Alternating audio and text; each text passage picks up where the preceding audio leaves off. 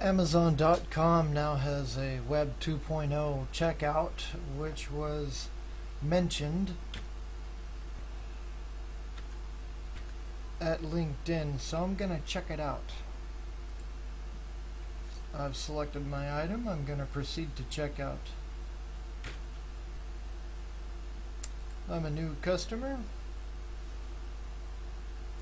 Use existing account.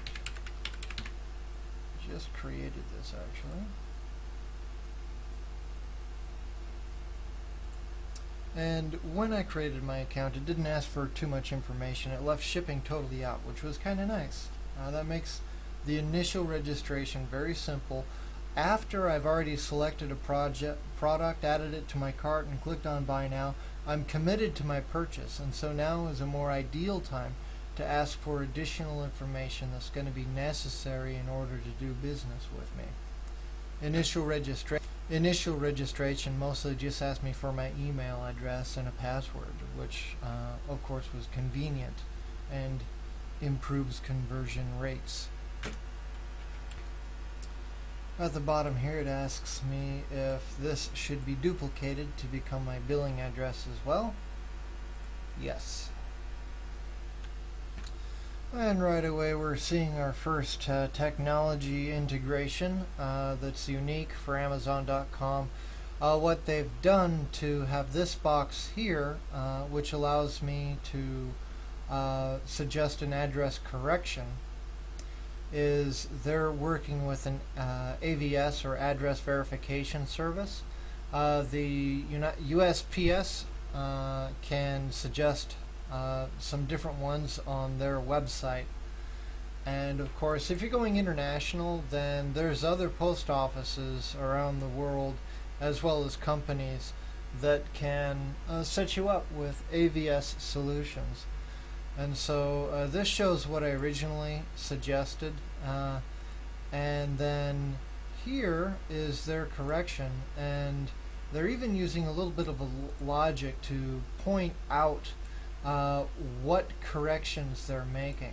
And so here they're adding street to my street, and then over here they're adding the a few extra digits on my zip code, which drives it down to the local value, and those extra digits can actually save a day on shipping. So AVS can be pretty beneficial if you're running a big company and you're sending tangible goods, although that doesn't necessarily apply to us. Let's move on.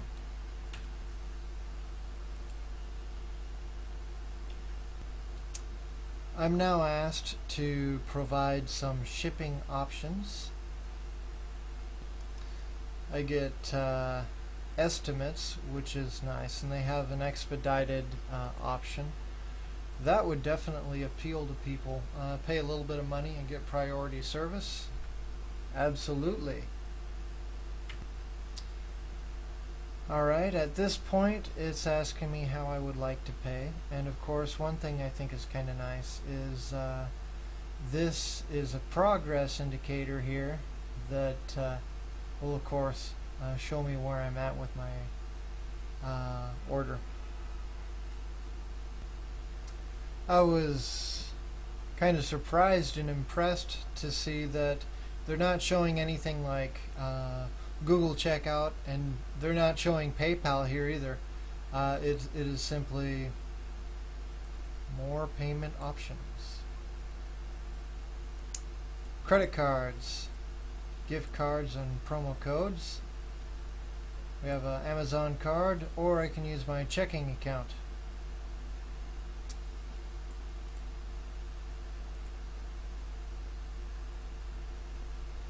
And the moment I clicked on that, then the page simply updated. It didn't take me to a new page, so that was nice. And I imagine that if I use a promo code or something like that, that's going to be in the same way. It just updates in real time, doesn't have to refresh the page. So I put in my payment information, and then you'll notice this button here says add your card. And so what this does is they actually can remember my card. and later on I can just click this among available payment options that I have added.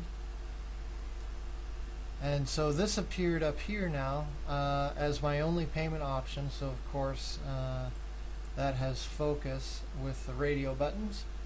And that's all I'm going to add right now. So I'm going to go continue. And then of course there is a continue button down here at the very bottom for good measure.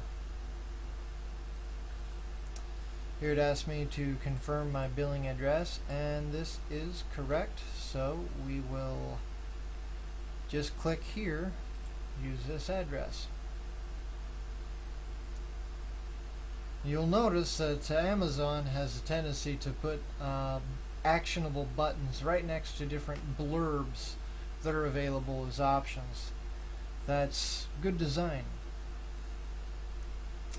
Alright, so here we have our final confirmation page. One last chance to change my shipping option if I want. I got my estimated shipping time here. So, estimated date that it begins shipping, and then of course arrival. And once again, this is using some integration with the post office. And my order total is going to be $4.50. And they asked me one last time if I have any codes. Of course, not a lot of information here. That's kind of a poor integration, but I can change my payment method if I wish. Both billing and shipping address are on the same page. Good move. And then if I click here, I'm done. And I'd rather not buy that, so I'm not going to complete that purchase. Oh, that's kind of pimp. Look at their shopping cart graphic. It has a button, or it has a number inside to show how many items are in the cart, and of course that updates. That's slick. And as long as I'm going to be, looking at checkout processes and stuff, one thing that is good to do is when you have your line items, of course you have the quantity thing, have a delete button, because if you force people to type a 0 for quantity and then update, some people aren't going to get that. They're just going to be confused and they'll think your shopping cart sucks. Well, I was promised a really nifty Web 2.0 inline checkout. However, I really didn't see that here, and when I try to go to the post on LinkedIn, the discussion is no longer available. How's that for disappointment?